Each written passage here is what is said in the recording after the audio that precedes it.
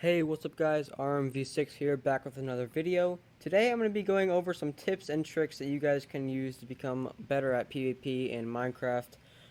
These tricks and tips can be used in any Minecraft platform, so that's PC, Xbox, even mobile the tricks work. They're pretty easy, pretty simple, but once you master them, you'll become much better at PvP. Now you may be wondering why do I have hitboxes on, and this is because the first thing that we're going to be going over has to do with the hitboxes and the blue line that stretches out from your face. Yes, there's a blue line that stretches out from the player's head.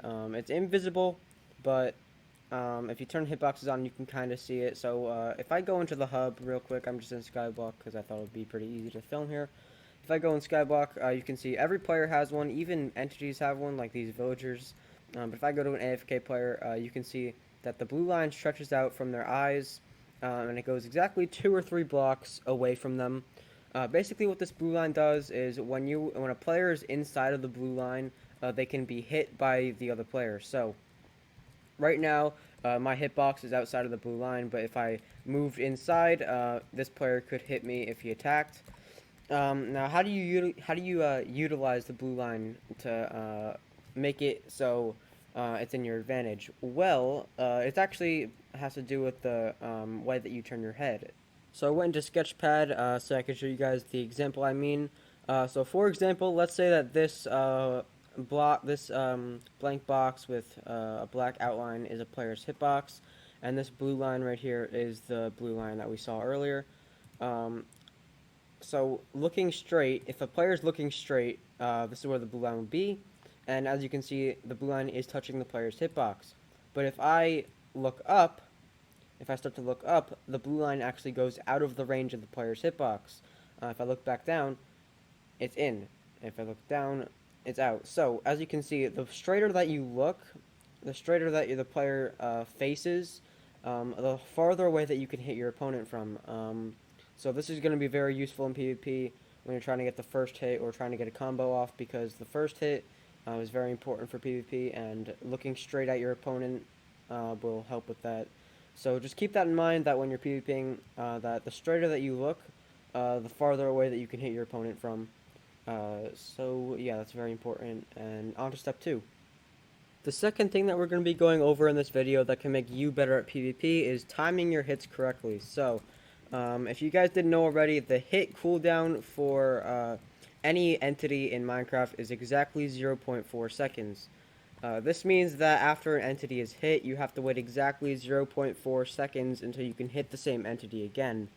And that's why timing your clicks comes in so importantly here, because after you hit your enemy, if your enemy hits you first, then you're gonna lose your combo, and it's not gonna go well. So you got to make sure that you time your clicks correctly, and it does not necessarily mean just to click faster. That just means clicking as soon as the attack cooldown is up, which is exactly 0.4 seconds. So, for example, if you click at 5 CPS, that's very easy to do. Just 1, 2, 3, 4, 5, 1, 2, 3, 4, 5. That means that you click every 0.2 seconds, meaning that you'll get one hit off every 2 clicks, because 2 clicks at 5 CPS is 0.4 seconds, which is the attack cooldown. So if you click at 5 CPS, if you click at exactly 5 CPS, you will get the most hits on your enemy if they're clicking at something inconsistent like 7 CPS, because you hit them before they can hit you, which will send them backwards, making it so they can't hit you. It's pretty complicated, but not if you think about it in a way. Just you need to click as soon as the attack cooldown is up. You don't obviously you don't have to think of the attack cooldown in your head. Like, for example, if you tried to time 0.4 seconds in your head every single time, that would be pretty hard to do. So if you click at 5 CPS, it's not hard to do. You can actually get a hit on your enemy as soon as the attack cooldown is up, which is very important, especially if you're especially if you're doing what we did in step 1, which is looking as straight as you can at your opponent.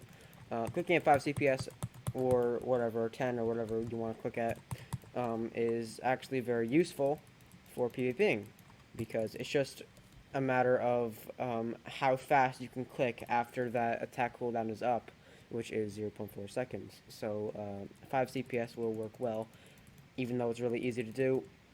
It does work well. So yeah. Now on to step 3. Step 3 is spamming sprint, and it might sound weird at first, but it is very important, or I think so at least, for getting a good combo on your enemy and also getting out of a combo. A combo is basically when you hit your enemy multiple times before they can hit you, or the other way around, depending on who's comboing who. But spamming control spamming control on PC at least, but spamming sprint will help you combo your enemy and get out of a combo because you're basically just moving forward trying to get the hit. It's just good because it helps you get the first hit on your enemy. It also helps you after you hit your enemy get the second hit and the third hit and the fourth hit. So it can put your enemies into combos very well, but it can also help you get out of a combo. So for example, if I'm being comboed by someone and I keep taking knockback, spamming control will help because it'll like, give me that boost forward where I can try to get that one hit on my enemy, and all you need is one hit to get out of a combo. So spamming control is going to really help with that, and I do recommend it. And spamming control, obviously, that's only for PC. But if you do something like if you play on I don't know, Xbox or mobile, whatever, just spam the sprint keybind because that'll make you a lot harder to combo, and it'll also make your enemy a lot more vulnerable to you because you are just moving forward and you're just trying to get as many hits as possible before they can hit you once. So that's very important, and that's it for step 3. Let's move on to step 4.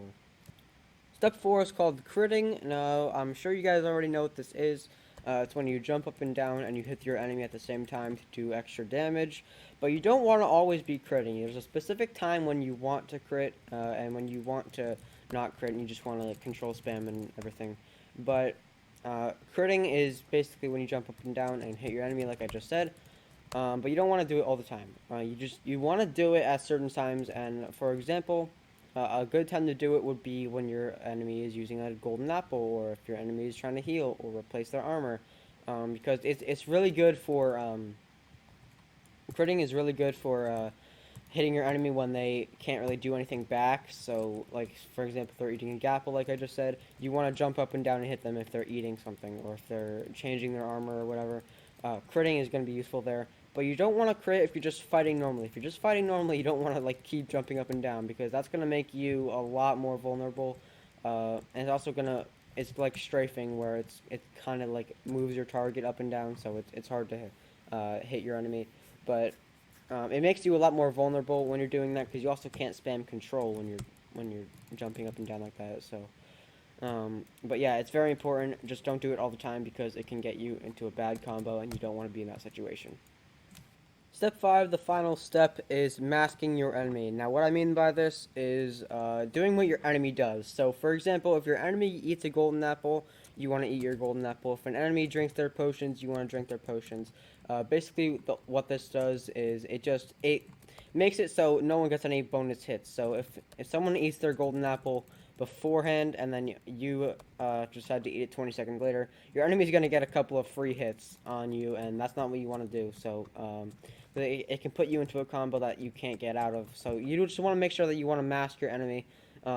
Basically what that means, one more time, is just by doing what your enemy does. So if your enemy is attacking you normally, attack back. If your enemy decides to go back and eat a golden apple, then go back and eat a golden apple as well. But there are certain situations where you don't want to mask your enemy. Like, I mean, there aren't many situations where you don't want to do that, but for example, let's say you're just about to win and your enemy's at 3 hearts, and they're going back to eat a golden apple. Go kill them, because there's really no point in just eating golden apple to make the fight go longer. You could win, so just win the fight. If your enemy doesn't mask you, that's fine, because if your enemy doesn't mask you, then that's going to allow you to get some free hits in the future. So you eat your golden apple, eventually they're going to have to eat theirs, and when they do that, you can take advantage of it by critting them out, like I said in the last step. So, yeah, you want to make sure you're masking your enemy. Don't wait for your enemy to do something before you do it, though. Like, for example, if you need to eat a golden apple, then step back and eat one. They might mask you, they might not, who knows. But if they don't, that'll turn out in your favor. And if they do, then it's fine, because you're masking each other, so it doesn't matter. And yeah, that's going to be it for the steps. Actually, no, there is one more step, step 6, that is like and subscribe. No, I'm just kidding. Like and subscribe if you want, if you found this video helpful. But that's going to be all for this video. And if you stayed till the end, thank you for watching. If you didn't stay for the end, if you just skipped to the end, whatever, thanks for watching anyway. But yeah, that's it for this video, and I will see you guys in the next video. Goodbye.